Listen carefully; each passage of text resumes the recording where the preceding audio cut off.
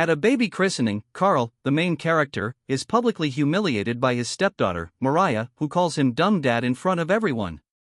The room falls into uncomfortable laughter as Carl stands there, processing the sting of the insult.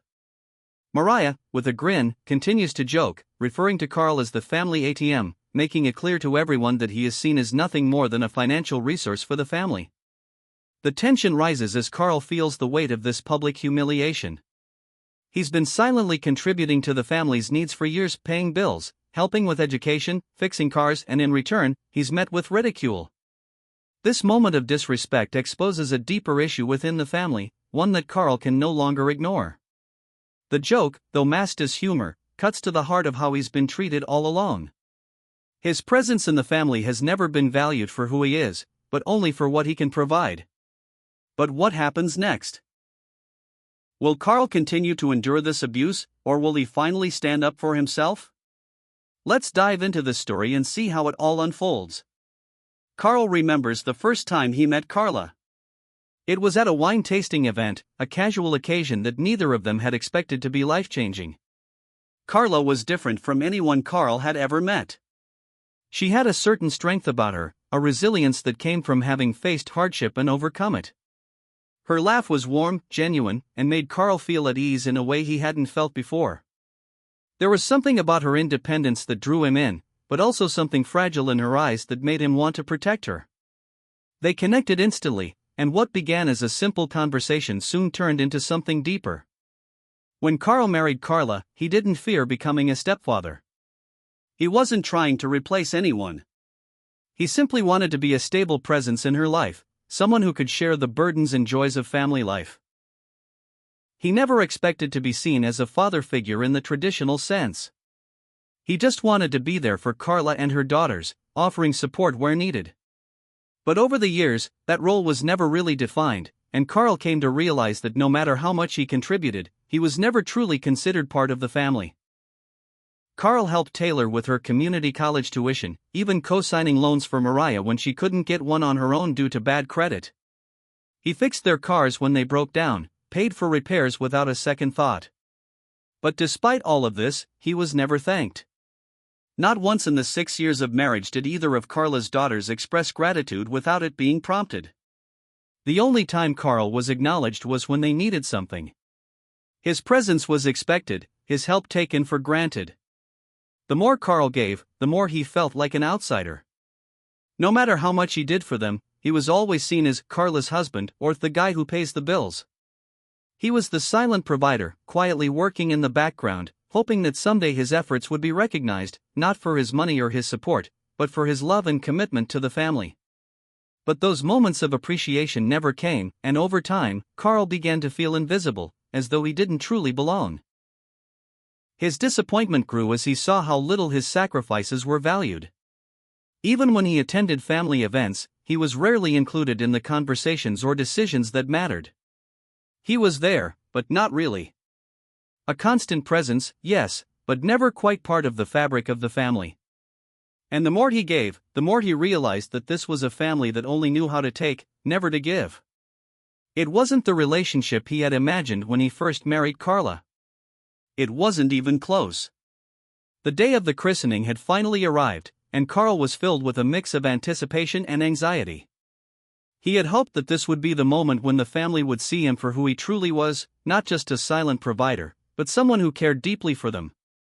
In preparation for this special occasion, Carl had put a lot of thought into his gift for the baby.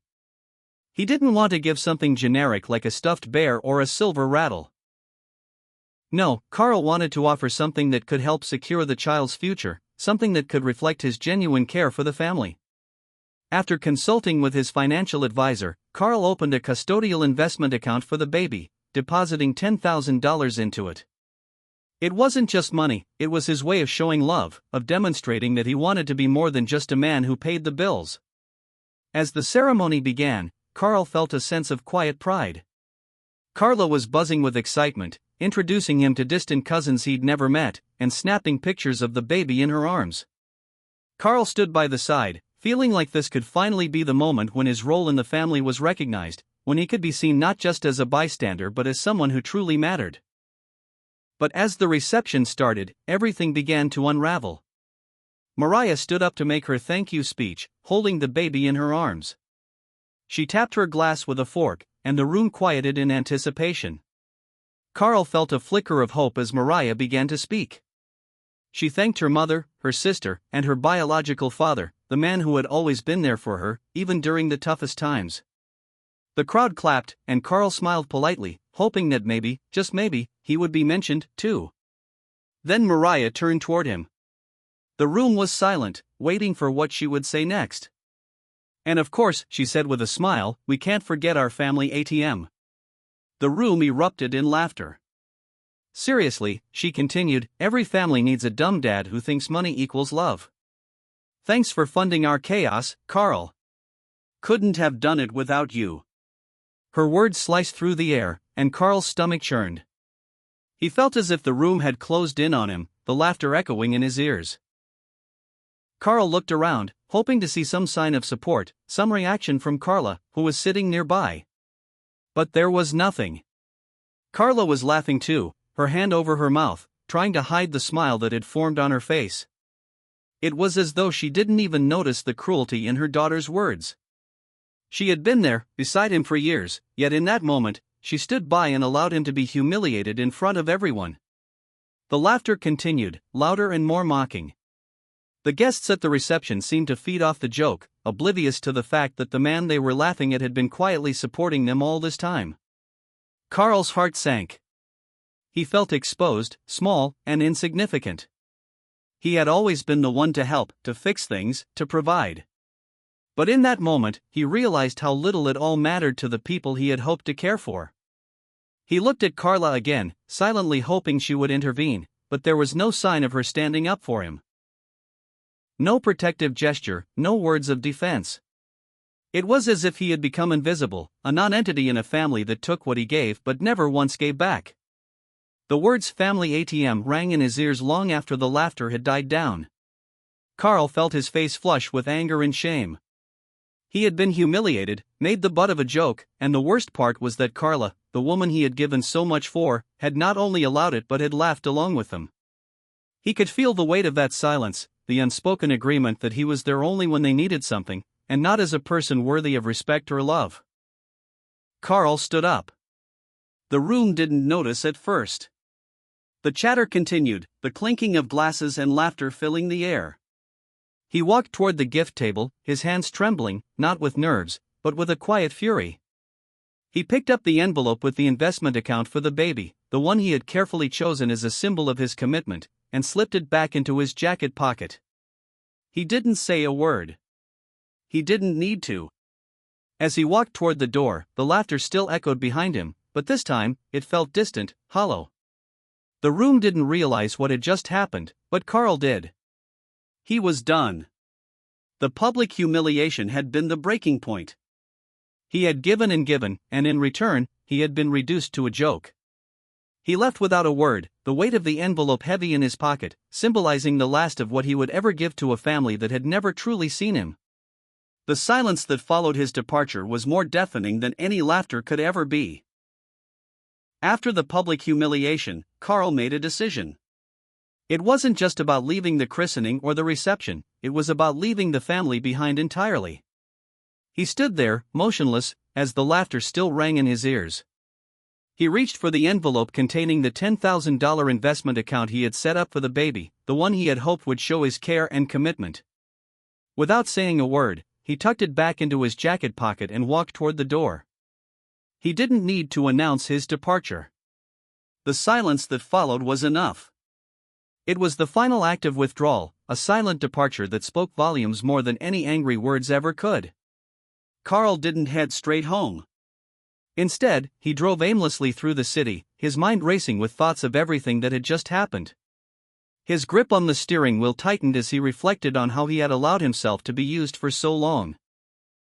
All the years he had spent trying to be the perfect stepfather, the supportive husband, the man who provided without question, were now in stark contrast to the joke that had been made of him. The reality of what had occurred began to settle in, and with it came a painful realization he had been nothing more than a tool for the family's convenience.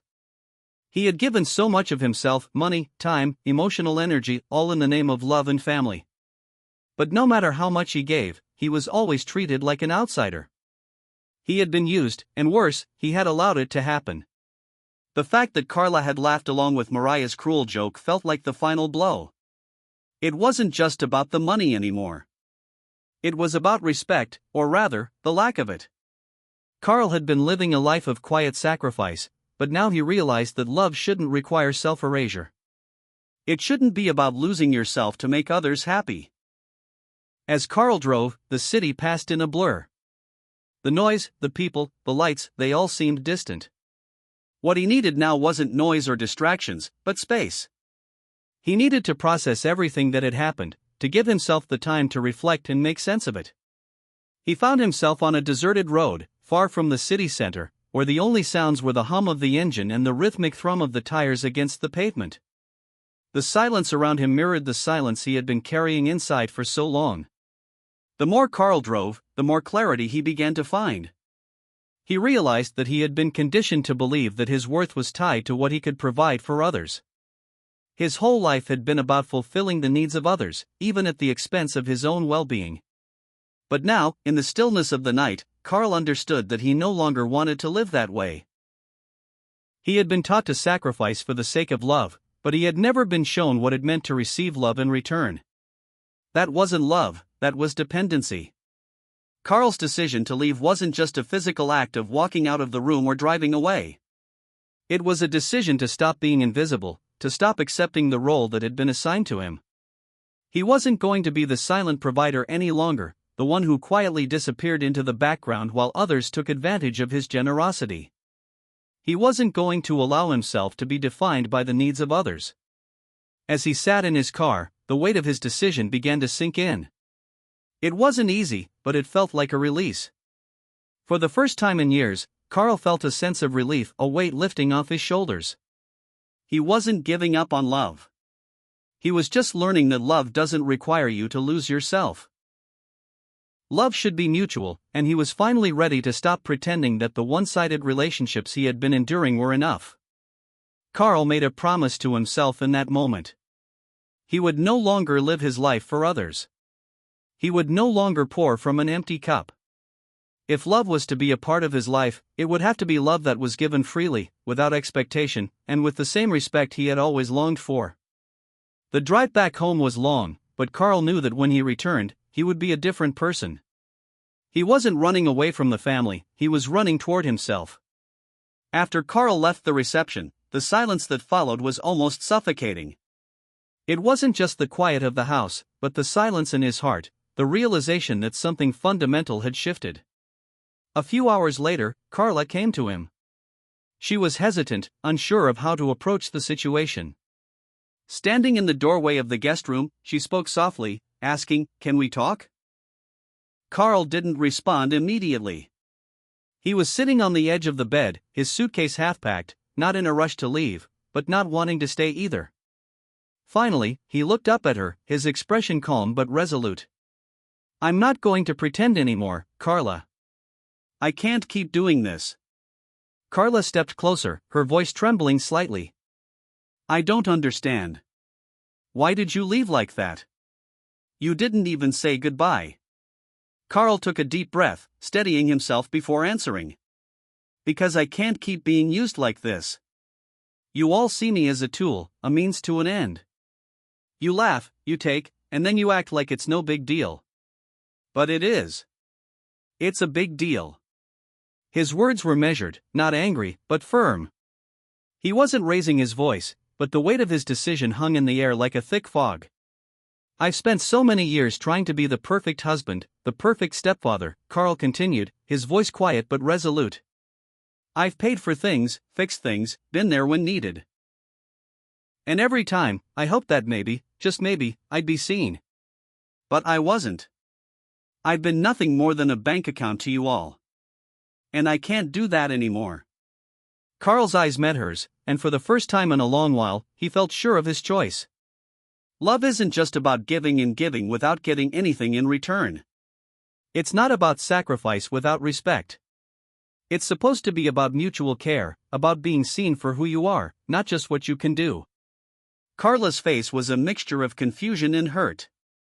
But you know we love you, Carl. It's just. No, Carl interrupted gently but firmly, it's not love. Not the kind I'm talking about. The kind that's given without condition, without judgment.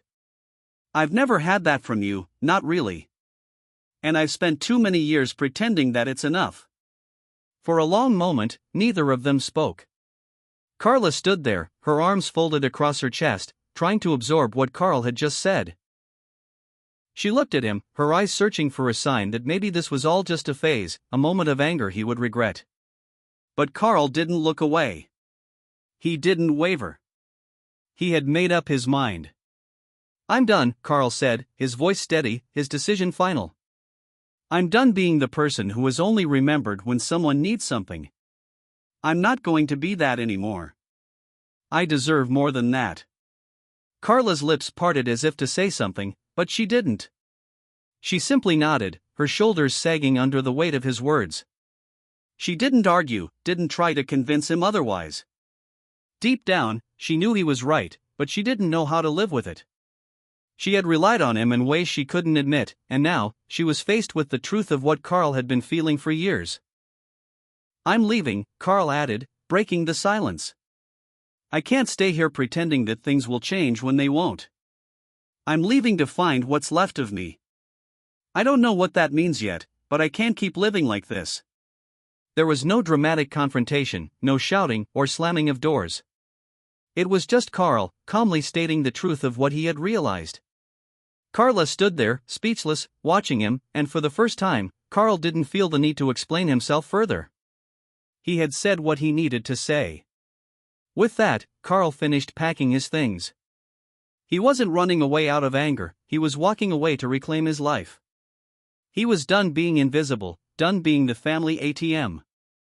He was leaving behind the family that had never truly seen him, and in that decision, he felt a sense of clarity, of peace.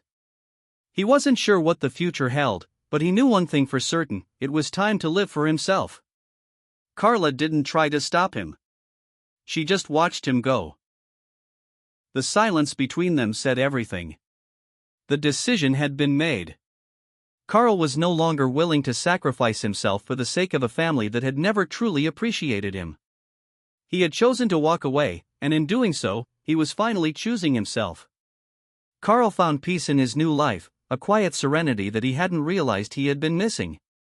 He had never been the type to sit still, always on the go, always busy, always doing something for someone else. But now, in the solitude of his own space, he began to enjoy the simple things again. Long walks in the park, listening to old music that reminded him of a time before the weight of expectation, reading books he had neglected for years, these small moments of stillness became his refuge. He learned that being alone didn't mean he was lonely. It was an opportunity to reconnect with himself, to rediscover the person he had been before he had been lost in the needs and demands of others. The first few days were the hardest. There was the constant pull to check his phone, to see if anyone was trying to reach out, to see if they missed him. But as the days passed, Carl realized something important. He had been living for others for so long, he had forgotten how to live for himself. Slowly, he began to embrace the quiet, not as emptiness, but as space for growth. He took pleasure in small victories, preparing his own meals, setting his own schedule, deciding what he wanted to do with his time, without asking anyone else for permission or approval. Carl didn't hate his family. He didn't carry anger or resentment. What happened had happened, and he couldn't change it. But he learned that sometimes love is not about giving everything without question, without boundaries. Sometimes, love is about knowing when to stop giving, when to walk away, and when to protect yourself. He had spent too many years believing that love meant sacrifice without acknowledgement, and he now understood that true love requires respect. It's not enough to just give, you have to receive something in return, even if it's just respect and appreciation. Carl had given so much of himself for so long, but in the end, he had received nothing but disrespect. And so, he left. He walked away not because he didn't love them, but because he loved himself enough to realize that he couldn't continue to give when it was no longer healthy for him. He had learned that when you are not truly loved or respected, the only way to protect your own heart is to step away. Leaving wasn't easy, but it was necessary. Carl understood now that self-love wasn't about being selfish, it was about finding balance. It was about knowing when to give and when to step back, knowing that your worth isn't defined by what others expect from you, but by how you see yourself. As he looked back on his life, he realized that the most important relationship he would ever have was with himself. And in that realization, he found peace. So, Carl made a promise to himself, to never again lose sight of his own worth. To never again let anyone make him feel small or invisible. To protect his heart and his time, and to know that it was okay to walk away from anything or anyone that didn't value him. And in doing so, he was finally free. The life he had now was his own. And for the first time in a long time, Carl felt whole. Thank you so much for following along with this story. If you feel like this story has helped you reflect on something important in your own life, please don't forget to hit the like button and share it with others who might benefit from hearing it. And if you'd like to hear more meaningful stories like this one, be sure to subscribe to our channel. We really appreciate your support and can't wait to continue sharing more with you. Thank you again for being here, and we look forward to seeing you in our next video.